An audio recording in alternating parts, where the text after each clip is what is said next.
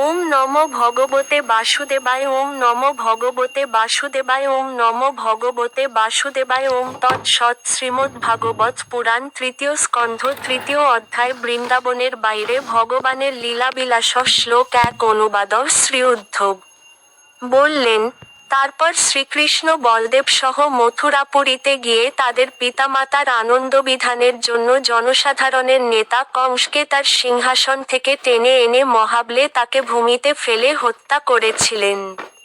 2. তার গুরু সান্দীপনি মুনির কাছ থেকে কেবল একবার মাত্র শ্রবণ করে তিনি বিভিন্ন শাখা সমেত সমগ্র বেদ হৃদয়ঙ্গম করেছিলেন। এবং তার গুরুদেবের প্রার্থনা অনুসারে তার পুত্রকে যমলোক থেকে ফিরিয়ে এনে তাকে উপহার দিয়েছিলেন। 3. রাজা ভীষ্মকের কন্যা রুক্মিণীর সৌন্দর্য ও সৌভাগ্যে আকৃষ্ট হয়ে বহু রাজা এবং রাজপুত্র তাকে বিবাহ করার জন্য স্বয়ংবর সভায় উপস্থিত হয়েছিলেন। কিন্তু শ্রীকৃষ্ণ সেই সমস্ত রাজদের মস্তকে পদক্ষেপ করে। গরুর যেভাবে অমৃত কলস নিয়ে গিয়েছিল, ঠিক সেইভাবে রুক্মিণীকে হরণ করেছিলেন। 4. অবিধ্যনাসা 7টি বৃষকে দমন করে তিনি রাজকুমারী নাগ্নজিতিকে স্বয়ংবরে বিবাহ করেছিলেন। যদিও ভগবান কন্যারত্নটিকে জয় করেছিলেন, তবুও সেই রাজকন্যার পাণিগ্রহণে অভিলাষী তার প্রতিদ্বন্দ্বীরা তার বিরুদ্ধে অস্ত্রধারণ করেছিলেন এবং তার ফলে তাদের মধ্যে সংগ্রাম হয়েছিল। তাদের সকলকে হত্যা করেছিলেন অথবা আহত করেছিলেন, কিন্তু তিনি নিজে অক্ষত ছিলেন। 5. সাধারণ মানুষ যেভাবে পত্নীর প্রীতিসাধন করে, তেমনি তার পত্নীকে সন্তুষ্ট করার জন্য শ্রীকৃষ্ণ স্বর্গ থেকে পারিজাত বৃক্ষ হরণ করে নিয়ে এসেছিলেন। স্বর্গের দেবরাজ ইন্দ্র তার পত্নীর প্ররোচনায় স্ত্রয়ীণ হওয়ার ফলে ভগবানের সঙ্গে যুদ্ধ করার জন্য তার সমগ্র সামরিক শক্তিসহ তার পিছু পিছু ধাবিত হয়েছিল। 6.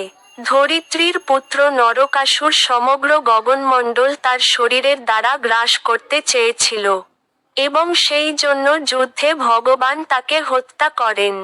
তার মাতা তখন ভগবানের কাছে প্রার্থনা করেছিলেন, তার ফলে নরকাসুরের রাজ্য তিনি তার পুত্রকে ফিরিয়ে দেন, এবং তারপর তিনি সেই অসুরের অন্তঃপুরে প্রবেশ করেছিলেন। 7. নরকাসুর কর্তৃক অপহৃতা রাজকন্যারা আর্তবন্ধু শ্রীহরিকে দর্শন করে তৎক্ষণাৎ উঠে দাঁড়িয়ে অত্যন্ত আনন্দ, লজ্জা ও অনুরাগযুক্ত দৃষ্টির দ্বারা তাকে পতিরূপে গ্রহণ করেছিলেন। 8. শ্রীকৃষ্ণ তার অন্তরঙ্গা শক্তির প্রভাবে নানা গৃহে অবস্থিত সেই সমস্ত রাজকন্যাদের অনুরূপ ভিন্ন ভিন্ন প্রকার রূপ ধারণ করে একই সময়ে শাস্ত্র বিধিমতে তাদের বিবাহ করেছিলেন। 9. তার অপ্রাকৃত রূপে নিজেকে বিস্তার করার জন্য ভগবান তাদের প্রত্যেকের গর্ভে ঠিক তার নিজের মতো গুণসম্পন্ন 10টি পুত্র উৎপাদন করেছিলেন। 10. কালযবন মগধরাজ জরাসন্ধ এবং শাল্ব সসৈন্যে মথুরাপুরী অবরোধ করেছিল, তখন ভগবান তার ভক্তদের তেজ প্রদর্শন করার জন্য তাদের বধ করেননি। 11. সম্বর, দ্বিবিদ, বাণ, মূঢ়, বল্লুল ও দন্তবক্র আদি বহু অসুরদের কয়েকজনকে তিনি নিজে বধ করেন এবং অন্যদের শ্রীবলদেব ইত্যাদির দ্বারা বধ করিয়েছিলেন। 12. হে বিদুর, তারপর কুরুক্ষেত্রের যুদ্ধে আপনার ভ্রাতুষ্পুত্রদের পক্ষপাতী হয়ে আগত সেই সমস্ত রাজাদেরও ভগবান বিনাশ করেছিলেন। সেই সমস্ত রাজারা এত শক্তিশালী ছিল যে যুদ্ধক্ষেত্রে তাদের পদক্ষেপে পৃথিবী কম্পিত হয়েছিল। 13. কর্ণ, দুঃশাসন ও সৌবলের কুমন্ত্রণায় দুর্যোধন হতশ্রী এবং হতায়ু হয়েছিল। তার অনুচরবর্গ সহ সে যখন ভগ্ন উরু হয়ে ভূমিতে লুটাচ্ছিল, শ্রীকৃষ্ণ সেইভাবে তাকে দর্শন করে আনন্দিত হননি। 14. কুরুক্ষেত্রের যুদ্ধের পর ভগবান বলেছিলেন, দ্রোণ, ভীষ্ম, অর্জুন এবং ভীমের সহায়তায় অষ্টাদশ অক্ষৌহিণীযুক্ত পৃথিবীর বিশাল ভার হরণ হয়েছে।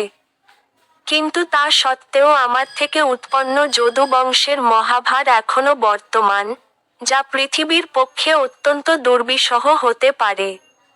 15 যখন সেই যাদবেরা মধুপানে উন্মত্ত হয়ে আরো লোচনে পরস্পরের সঙ্গে কলহে প্রবৃত্ত হবে, তখন সেই বিবাদই তাদের বিনাশের কারণ হবে, অন্য আর কোন উপায়ে তা সম্ভব নয়।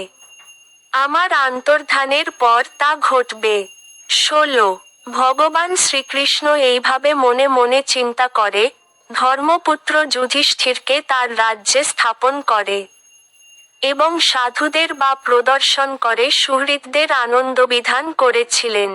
17 পুরুবংশধরের যে ভ্রূণটি মহাবীর অভিমন্যু কর্তৃক তার পত্নী উত্তরার গর্ভে সংস্থাপিত হয়েছিল, তা দ্রোণপুত্র অশ্বত্থামার ব্রহ্মাস্ত্রে দগ্ধ হয়েছিল, কিন্তু পরবর্তীকালে ভগবান তা পুনরায় রক্ষা করেছিলেন। 18 পরমেশ্বর ভগবান শ্রীকৃষ্ণ ধর্মপুত্র যুধিষ্ঠিরকে দিয়ে 3টি অশ্বমেধ যজ্ঞ সম্পাদন করিয়েছিলেন, এবং মহারাজ যুধিষ্ঠিরও সর্বদা পরমেশ্বর ভগবান শ্রীকৃষ্ণের অনুবর্তী হয়ে তার কনিষ্ঠ ভ্রাতাদের সহায়তায় পৃথিবী পালন করে আনন্দে কালযাপন করেছিলেন। 19 বিশ্ব অন্তর্যামী ভগবানও দ্বারকাপুরীতে অবস্থান করে বৈদিক সিদ্ধান্ত অনুসারে জীবনযাপন করে আনন্দ আস্বাদন করেছিলেন। তিনি সাংখ্য দর্শনের নির্দেশ অনুসারে জ্ঞান এবং বৈরাগ্যে অবস্থিত ছিলেন।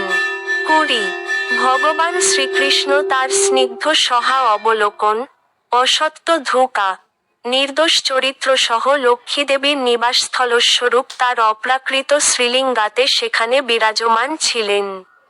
21 ভগবান শ্রীকৃষ্ণ এই পৃথিবীতে এবং অন্যান্য লোকে, উচ্চতর দিব্যলোকে, বিশেষ করে যাদবদের সঙ্গে তার লীলাসমূহ উপভোগ করেছিলেন। রাত্রে অবসর সময়ে তিনি তার পত্নীদের সঙ্গে সৌহার্দ্যপূর্ণ দাম্পত্য প্রেম উপভোগ করেছিলেন।